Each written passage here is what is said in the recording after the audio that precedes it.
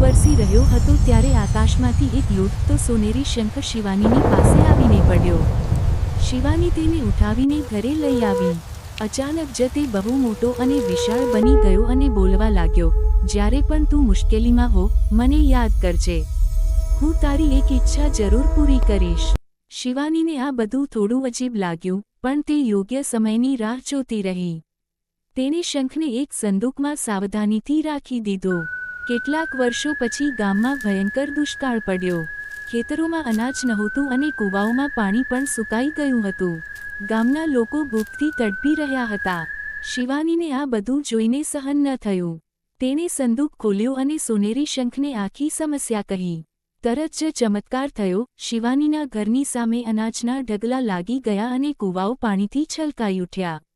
શિવાનીએ બધા ગામલોકોને અનાજ વહેંચી દીધું. ગામમાં ફરીથી હરિયાળી આવી ગઈ. પછી શિવાનીને યાદ આવ્યું કે તેણે પોતાના માટે તો કંઈ માંગ્યું જ નથી. પછી તે હસીને બોલી, કોઈ વાત નથી, મારા માટે તમે લાઇક અને સબસ્ક્રાઇબ કરી દેજો મિત્રો.